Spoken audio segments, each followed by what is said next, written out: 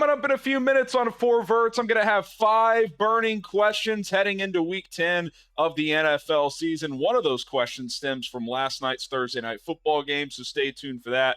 My name is Harrison Graham. I want to start with this mysterious Jalen Hurts ankle injury situation. Not sure if you saw Nick Sirianni's press conference today, but he appeared to slip up and kind of unveil that Hurts is dealing with an ankle issue, but there's a conflict because they listed him dealing with just rest on Wednesday. So I do want to kind of read the exchange between Sirianni and the media. And the first question was, we haven't seen Jalen be held back for like a load management situation. Can you kind of explain that further? And Sirianni said, yeah, he was dealing with, kind of stuttered, it was on the injury report. Then he said, dealing with the ankle. As you know, making sure we're cautious with everything. And then follow-up question. He wasn't on the injury report with an ankle. I'm sorry, Jalen Hurts, it was an injury, ankle injury? And then Nick Sirianni said, wait, what? What's that? And the Eagles PR person has to step in and say, it was a rest. Like he was labeled as just a rest, veteran day off, like you see with a lot of aging players, which Hurts obviously is not. Sirianni says, oh, yeah, it was a rest. Yeah, sorry, I thought you were talking about something else. And then someone followed up and said, is Jalen dealing with an ankle problem then? And Sirianni said, no, rest. Clearly, he has some sort of an ankle issue. The reason he's saying, no, it was a rest day is you can't list someone with one injury if it's something else, or you can't have someone on the injury report if they're not injured and vice versa. He slipped up and he got caught. That's what happened. So I'm not sure if the league's going to step in and do something major. I'm not saying that's necessary, but something's going on here with Jalen Hurts, and obviously with the way he plays, his physical running style, etc. He is someone who can be susceptible to injuries, but this is just classic Sirianni. Like it seems like every couple of weeks he just something with the media or something he does during a game, some antic pops up, and the Eagles are finally rolling again. They've won 4 in a row, and then this happened. So we'll see if how Jalen looks on Sunday against Dallas. I would expect him to play and be fine, but kind of a bizarre situation. And if you want to watch the awkward exchange, just search Nick Sirianni on social media. It'll pop up very, very quickly. All right, before we get to 5 burning questions, subscribe to 4Verts. We are just over 500 subscribers away from 5,000 here on the channel. We launched this just before football season. Can't appreciate you guys enough for the support you guys have shown me in this channel. If you enjoy what we do with our NFL and college football videos, hit that sub button. And I'm going to make a deal for you guys. Once we cross 5,000 subscribers, one lucky sub is going to win an NFL jersey of their choice. Pretty sweet, right? So lock us in here on 4Verts and hit that subscribe button today. All right, 5 burning questions. I think I'm going to start doing this on Friday, especially if you guys enjoy this segment. So if you do, like the video, light up the comment section on if you like this episode style. 5 burning questions heading into Week 10 on Fridays. I think that's what we're going to do moving forward. All right, burning question number 1. This stems from last night. Can the Ravens win a Super Bowl with the current defense they have? I was saying leading up to the trade deadline, I like the Deontay Johnson move at receiver, but it feels like they need a big piece on defense. And maybe that wasn't available. Maybe it was. Who knows? But again, last night, I mean, Joe Burrow just had to put on a clinic. I know Baltimore won and their offense has been awesome. And, for the first time in the Lamar era, it feels like he can carry them a long way offensively. Now he's got to prove it in the postseason, but can the defense do enough? Because they're 27th in total defense, 20, I think, 3rd in scoring defense. That's going to be a lot to overcome because as awesome and as good as Lamar has been in the regular season, you get to these playoff games, a lot of the times, it's 23-20, 20-17. We saw last year in the AFC Championship game. They held the Chiefs to 17 points, only scored 10. Is their defense going to be able to find another level? They're not getting any significant new players at this point. Like they traded for Tre'Davious White. Does he have anything left in the tank? That seems unlikely with how he's played the last couple of years. It would be a shame to have Lamar have easily, up to this point, the best season of his career, and then the defense for the first time in his career let the team down. So they got a couple of months to figure this out. Zach Orr, their new defensive coordinator, seems to be in scramble mode a little bit, but it has not been pretty this year. This is not your typical Ravens team. They're more like a Big 12 team. They're just going to try to outscore people, and come playoff time, it's hard to do that. Bad weather, better teams, you got to find a way to get stops, and they've really struggled in that area this year. All right, burning question number 2. Will the Bears fire Matt Eberflus if they lose at home to the Patriots this week? Last I checked, they're 6.5-point favorites, which would be the largest favorite they've been under Eberflus since he's been the head coach. They've won 8 in a row at home at Soldier Field, but they've been horrendous on the road under him. They've lost 2 games in a row, the first of which was a coaching meltdown down the stretch, which led to the Jaden Daniels Hail Mary.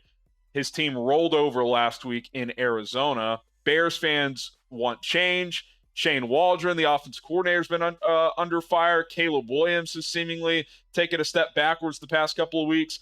I feel like if the Bears lay an egg at home and lose to a bad Patriots team, especially if Caleb gets outplayed by Drake May, I'm not sure Eberflus could survive the optics of that. Now, the Bears are very old school. They've never fired a coach midseason before. This would be out of the ordinary.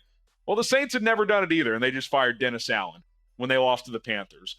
Losing to the Patriots would be very similar to losing to the Panthers. So, look, I wouldn't bet on it if they lost this game. Maybe they go like the demote Shane Waldron route if that happens, but the clock is ticking on Eberflus. He's 14-28 as a head coach. He's 3-18 on the road, 0-18 in Sunday road games. He's been decent at home, so you would think they'd be able to beat the Patriots at home, get to 5-4, and steady the ship a little bit here. But whether he were to get fired or not in midseason after this game, if he lost, it feels like if he loses this game, whether it's now or after the season, his fate would probably be sealed, barring a just strong finish against the hard part of their schedule. So keep an eye on that Bears-Patriots game. I think the noise is going to get loud in Chicago if they somehow slip up here.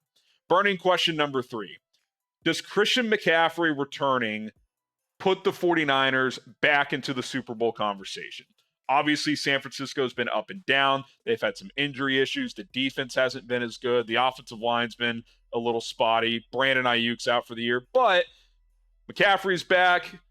Kittle's more healthy. Debo is as well. Trent Williams, started the season a little slow. It was a little out of shape after his holdout. They're coming off a bye week here. They're in a division where the leader is Arizona at 5-4, so they're only a half game back. If McCaffrey can give them 85 to 90% of what he was last year, which was arguably the best offensive player in the league that wasn't a quarterback, that feels like a major lift. That's like bigger than any trade acquisition, right? I mean, that's adding a superstar mid-season who, if healthy, should be extremely fresh. Now, is the Achilles tendonitis going to pop back up? We'll see. Do they kind of ease him back the first few weeks? Jordan Mason has run the ball well. So has Isaac Guerrero. So we'll see how Shanahan deploys him. But this could potentially be a pretty significant deal in the middle of the year to get McCaffrey back and potentially go on a run, because the way they played so far, I would not put them in the Super Bowl conversation. Now, after Detroit, the NFC's wide open, so it's not like it's impossible. But this could change the calculus of the NFC a little bit if McCaffrey is playing at an elite level, which obviously he's capable of doing if he is healthy. Okay, burning question number 4. Steelers Commanders this week in Washington. Who's more for real out of these two teams? Because obviously both teams are pretty big surprises, especially Washington. Obviously Pittsburgh, there's at least a pretty high floor of what they're going to be every year with Mike Tomlin and how well they're coached. But 6-2, Russell Wilson in his 2 starts has played better than expected. The defense is awesome.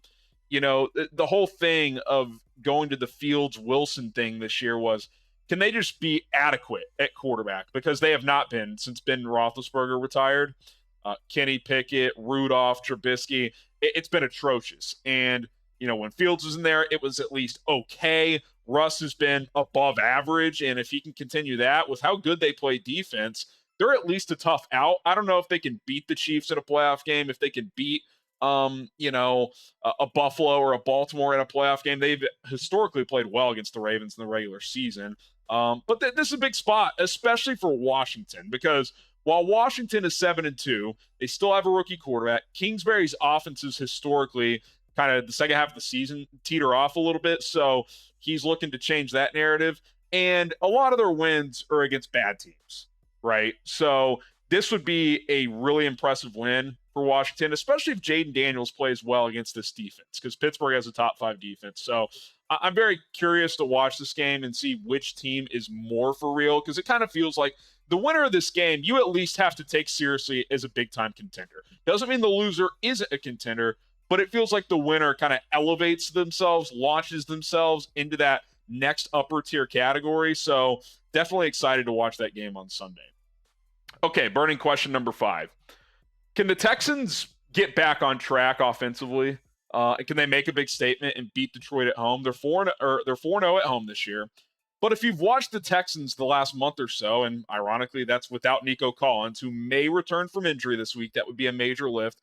CJ Stroud in this offense has been below average. It hasn't been that good. Now they've won. I think they've gone 2-2 or 3-1 in this stretch without Nico, because the defense has been good. The schedule's not that tough. The division's pretty easy. But they're 6-3 and they feel more like 5-4. Like, they feel like a above average team, but not a great team.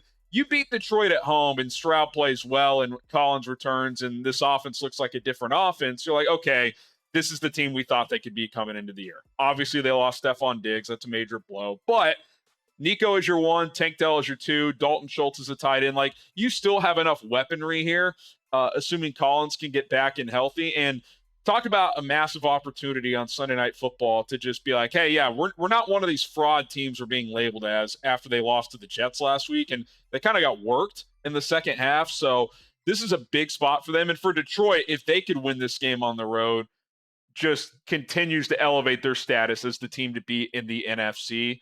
But I think it's a much more pressure spot for Houston, because if Detroit goes in there and wins by 10 plus, we're the Texans Monday morning, the headlines around them are going to be like, this team's fraudulent. Like, they'll make the playoffs by default based on their division, but they're not a contender. You beat Detroit this week, and if Stroud plays well, they kind of re-enter that. Okay, this team is legit. Like, they're going to have a chance to make some noise in the playoffs. So I think a big opportunity for the Texans. For the Lions, kind of a low-pressure spot. Obviously, every game's important in the NFL, but if you lose at Houston, not a big deal.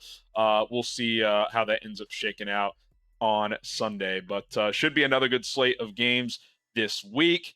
My 5 burning questions. If you have thoughts on any of those, let me know in the comments below. And again, help us reach 5,000 subscribers here on 4Verts. We're at 4,426. Once we reach 5K, I'm giving away a free jersey to a 4Vert subscriber. So be sure to hit that subscribe button. Let's get to 5,000. My name is Harrison Graham. Enjoy your football weekend. We'll see you guys soon here on 4Verts.